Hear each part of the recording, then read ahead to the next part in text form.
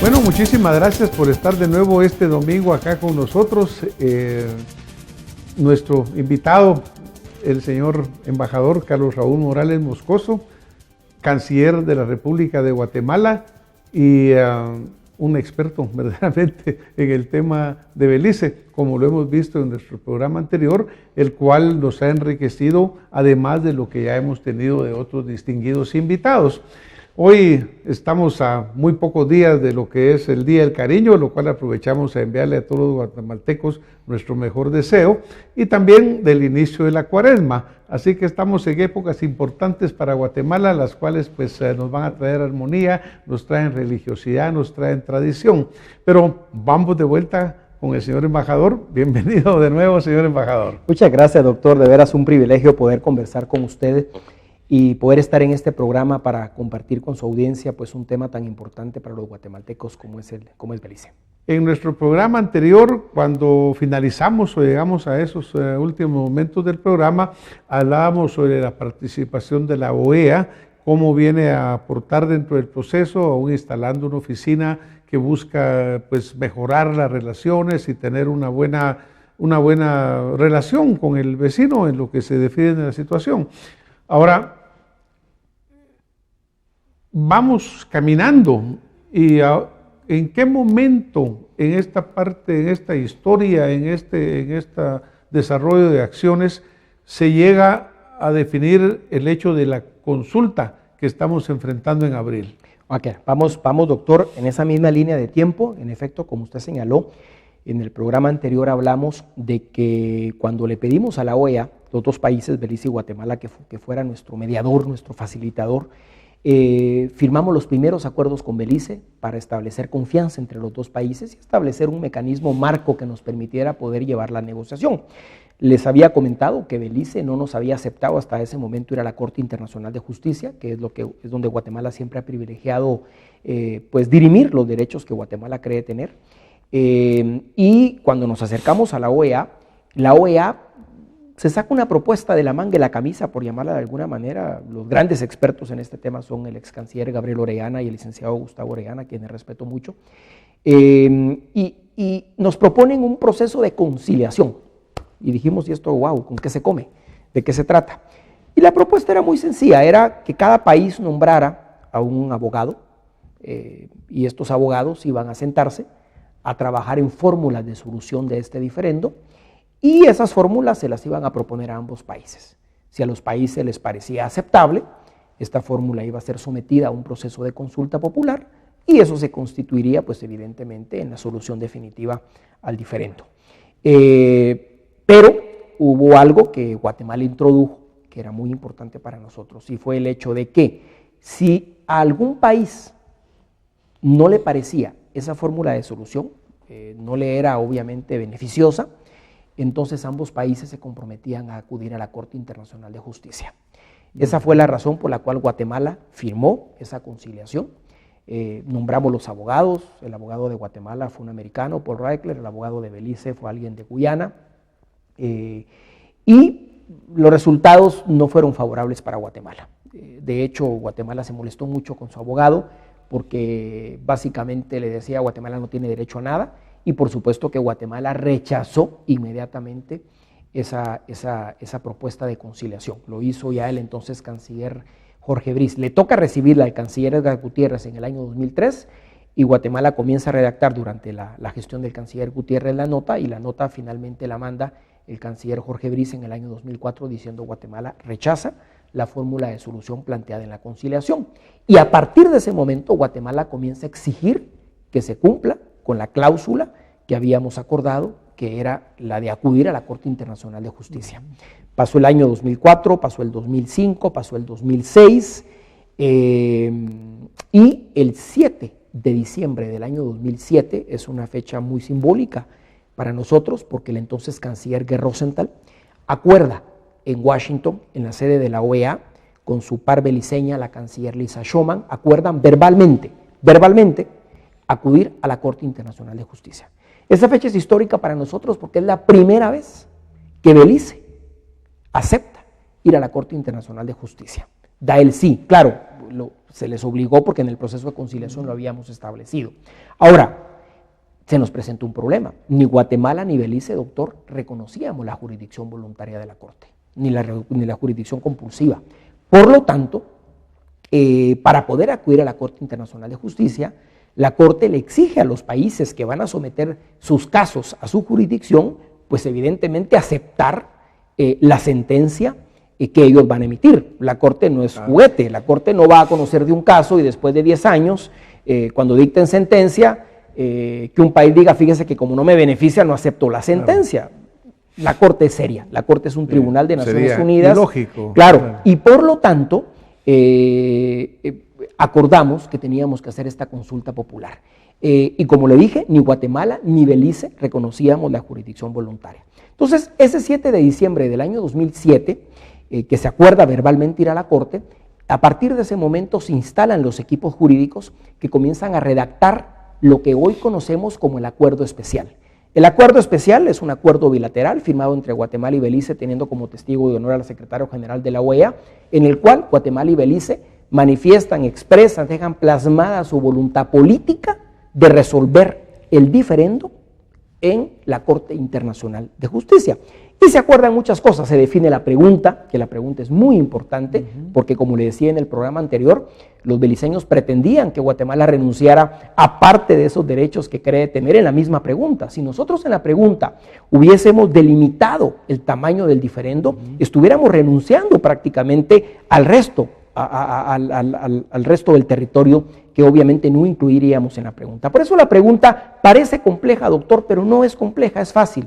Dice, ¿está usted? ¿Quién es usted? El ciudadano guatemalteco o beliceño que van a tener que votar. De acuerdo en que cualquier reclamo legal de Guatemala en contra de Belice, porque el reclamo es guatemalteco, el reclamo no es de Belice, es Guatemala quien le reclama a Belice que ese territorio que está ocupando es nuestro.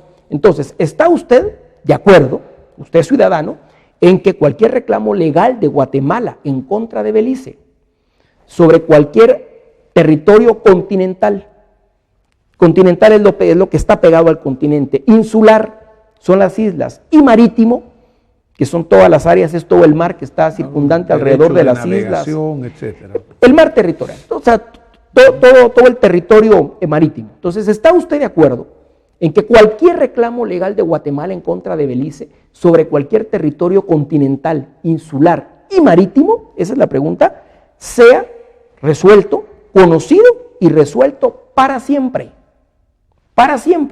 por la Corte Internacional de Justicia?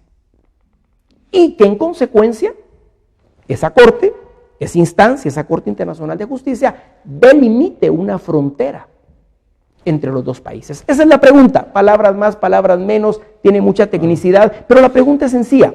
No habla, doctor, si está de acuerdo en que Guatemala y reclama del Sibún Arzarzún.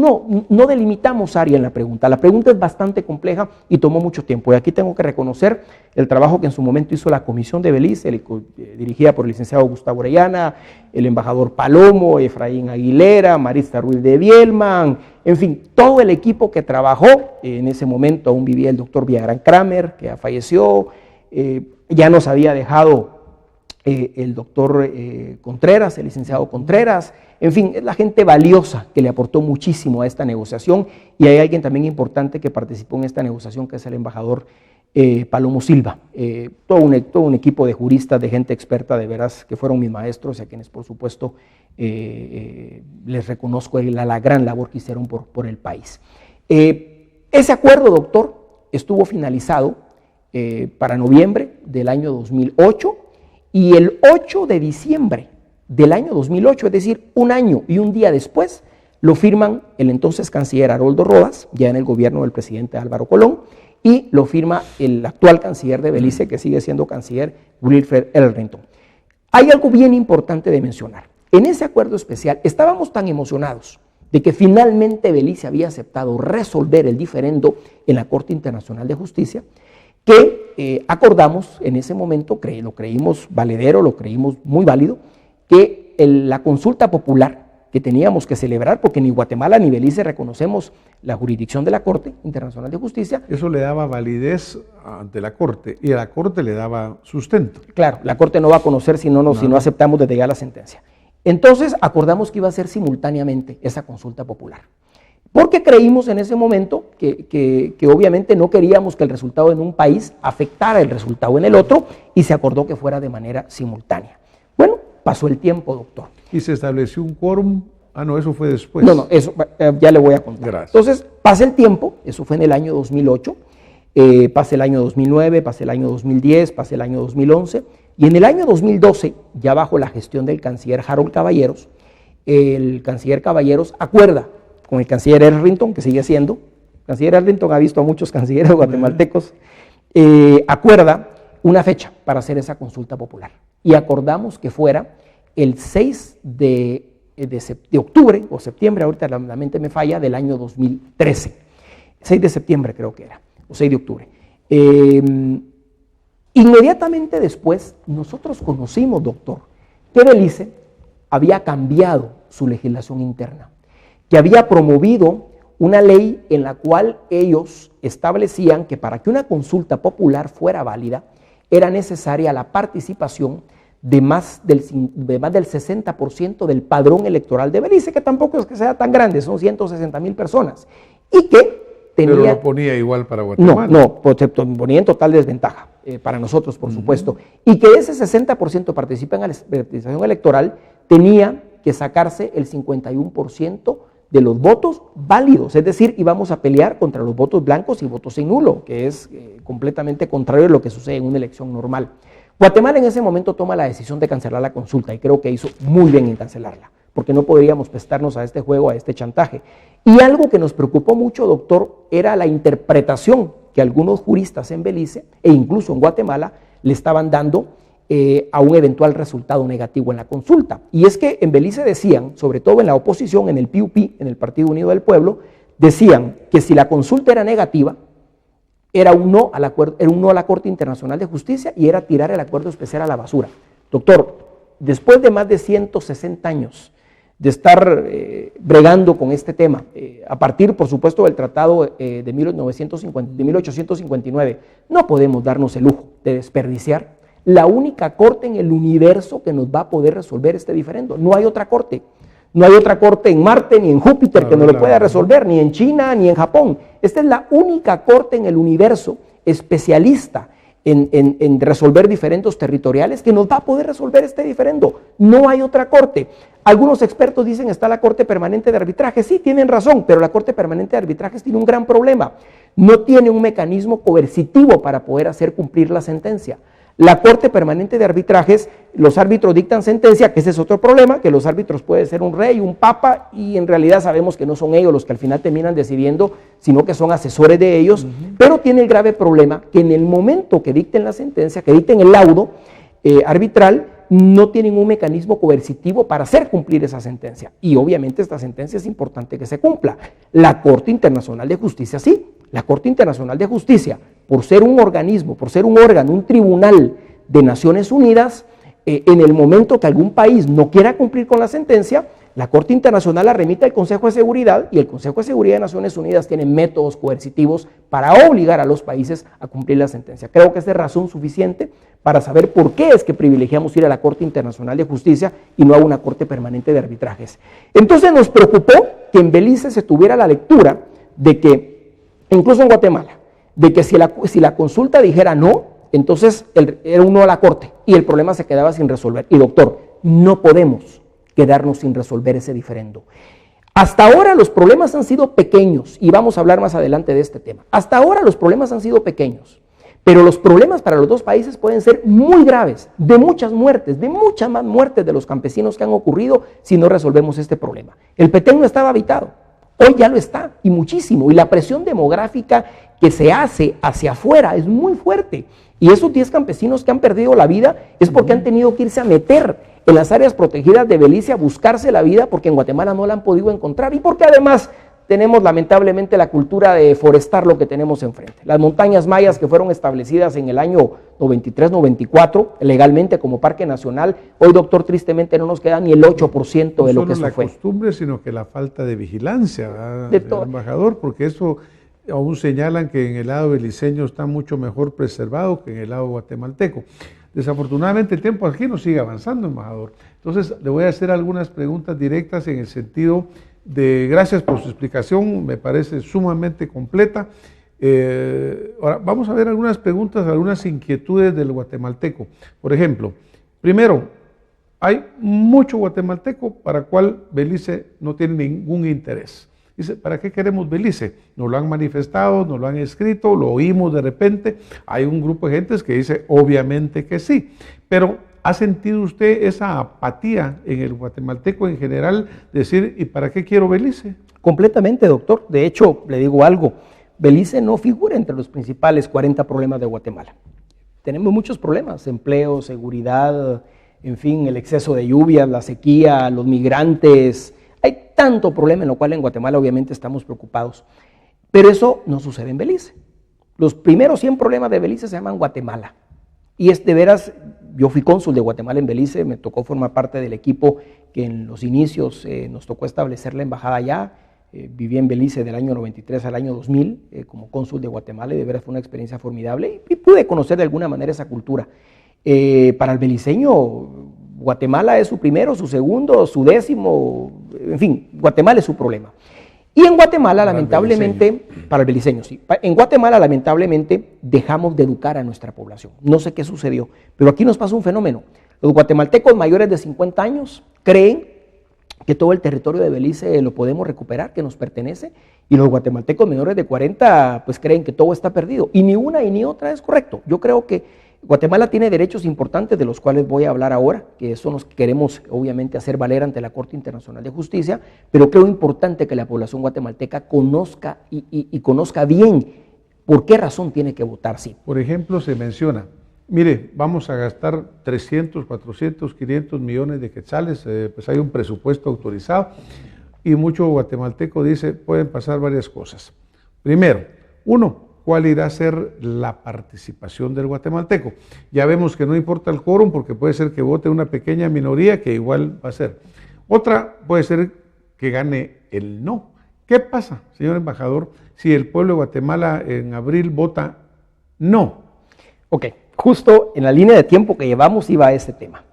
Cuando entonces nos enteramos que en Belice la gente comienza a interpretar que un no sería un no a la Corte Internacional de Justicia, lujo que no nos podemos dar porque ese tema hay que resolverlo, beliceños y guatemaltecos, me siento, yo en ese momento me ascienden a canciller, a ministro de Relaciones Exteriores, me siento con ya antes había sido alrededor de 5 años y algo viceministro, tuve el privilegio de ser viceministro de Relaciones Exteriores con Haroldo Rodas, con Harold Caballeros y con Fernando Carrera, y luego me ascienden a canciller, y me senté con el entonces, con el actual canciller de Belice y le dije, mire ministro, para poder ganar la consulta no es fácil en ninguno de los dos países, nadie dijo que era fácil, es que nadie dijo que era fácil, eso es un tema cuesta arriba y es un tema por el cual como guatemalteco me siento obligado a venir acá con usted y a compartir con su audiencia la verdad sobre el tema. O sea, nadie dijo que era fácil, la tenemos cuesta arriba. El beliceño dice, si yo ya tengo mi territorio, nadie, los guatemaltecos aquí no se pueden meter porque los matamos.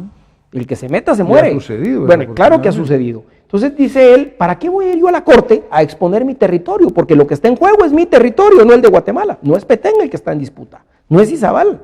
Es el territorio que evidentemente Belice tiene bajo su administración. Entonces le dije al canciller, mire, lo que está en riesgo es mucho.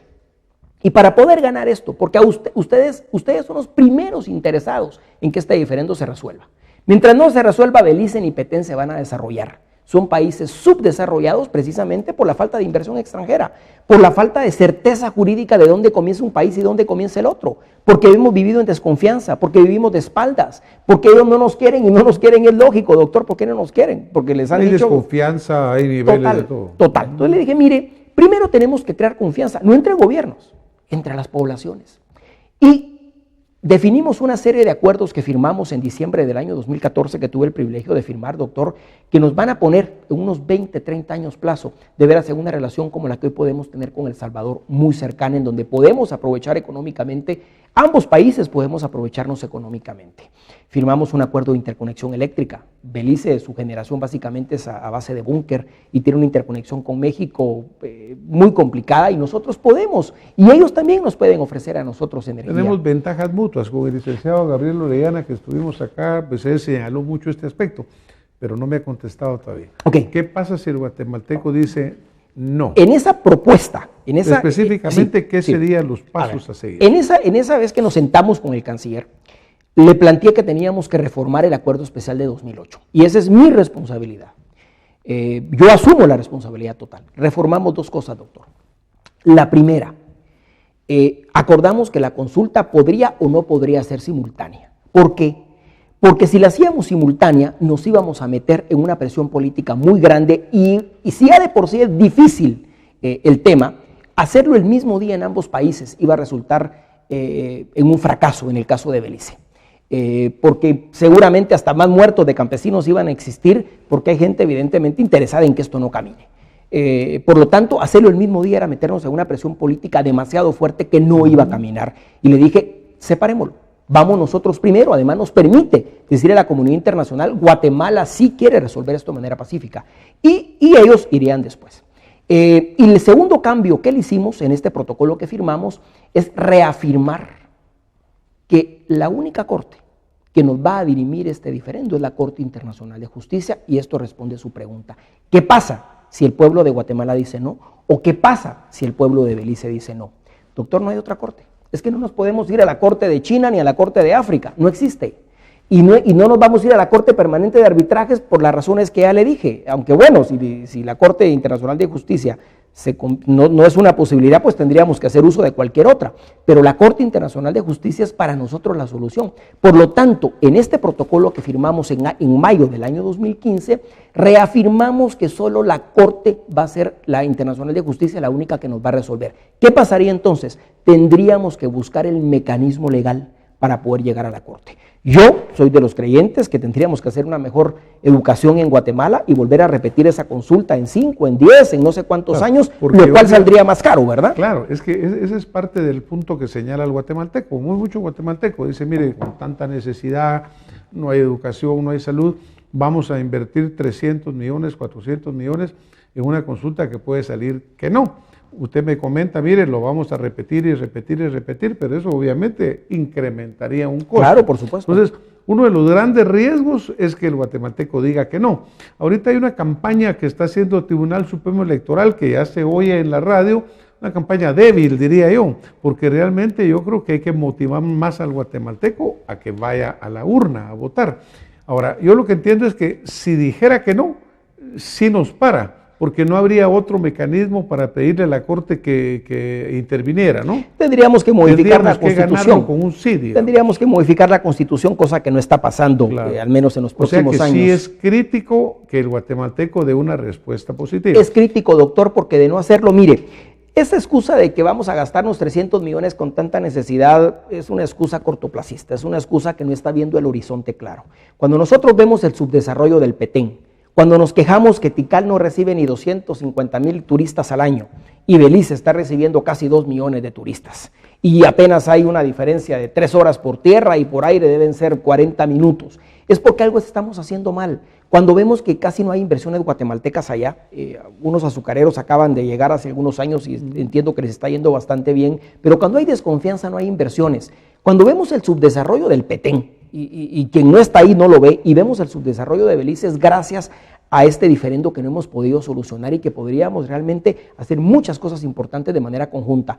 El que pone de excusa los 300 millones no está viendo los millardos que hemos perdido por no resolver este diferendo, y más importante aún, no está viendo las muertes de los campesinos. Es obviamente a él sí. Mi llamado es al sí, doctor. Mi llamado es que yo creo que como guatemaltecos tenemos una responsabilidad con la historia.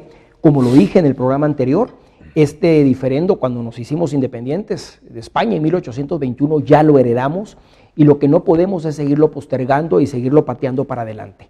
Incluso hay algunas personas que han planteado un recurso de inconstitucionalidad señalando que lo que se va a someter a la población no es un arreglo definitivo, no es un acuerdo definitivo. Yo creo que estas personas están muy mal en su punto de vista, en su apreciación, porque como le dije anteriormente, si sometemos la sentencia y la sentencia no es favorable a cualquiera de las partes, pues es evidente que el resultado va a ser no. Lo que se está haciendo es sometiendo a la consideración del pueblo un arreglo definitivo, y el arreglo definitivo consiste en que sea la Corte Internacional de Justicia la que resuelva en definitiva y para siempre este diferendo que evidentemente mantenemos con Belice. Claro, llevar la sentencia como tal es entrar ya en los detalles y eso pues obviamente no tendría sentido. O sea, claro, lo que podríamos decir es de que un no nos va a cerrar la puerta. El decir un sí nos abre la oportunidad de recuperarlo. Tampoco es seguro lo que la Corte va a resolver, que puede tomar 1 año, 2 años, 10. Puede tomar 7, pero sí. Por lo menos no estamos cerrando la oportunidad de que se logre un resultado positivo.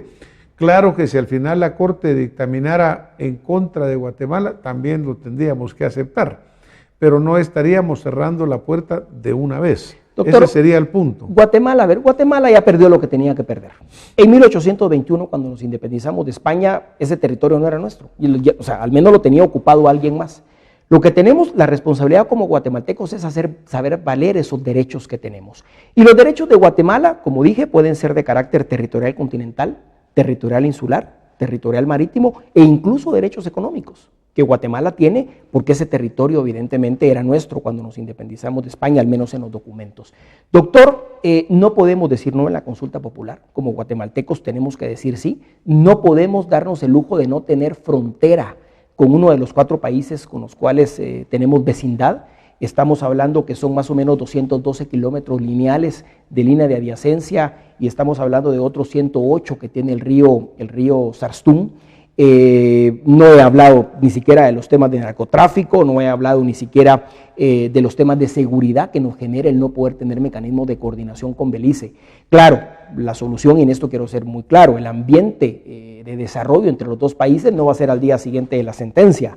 Va a tener que pasar un tiempo, pero yo le aseguro a usted que en unos 20, 30 años podemos llegar a tener la relación y el desarrollo que hoy tenemos, por ejemplo, con El Salvador, con México, con Honduras, a partir de esa sentencia. Va a ser la siguiente generación, no va a ser la nuestra, porque la nuestra de alguna manera está afectada por este tema, pero tenemos una responsabilidad con el futuro y con el país para darle certeza a nuestras fronteras. Muchísimas gracias, señor embajador. Nosotros en este programa lo que buscamos es ponerle a usted, nuestra audiencia, pues las diferentes ideas, puntos de vista, visiones. Confiamos en que el guatemalteco es quien sabe tomar una decisión. Personalmente, yo considero que es importante darle la oportunidad a Guatemala de que podamos ejercer nuestro derecho histórico y legalmente sustentado sobre el territorio de Belice. Creo que es fundamental que esa Guatemala, esa parte de Guatemala verdaderamente nos contribuya. Yo sí también estoy de acuerdo que no podemos cerrar la puerta. Creo que debemos asistir a esa elección y debemos expresar nuestro voto en el sí o en el no. Pero si es en el sí, creo que estamos abriendo una ventana de oportunidad para que recuperemos nuestros derechos legítimos sobre el territorio. Muchísimas gracias, señor embajador, por habernos acompañado esta noche, y a ustedes muchísimas gracias por estar con nosotros y por verdaderamente tomar en consideración lo que nuestros invitados en ocasiones anteriores y hoy el señor embajador nos han aportado. Nos vemos la próxima semana con más acción positiva. Muy buenas noches.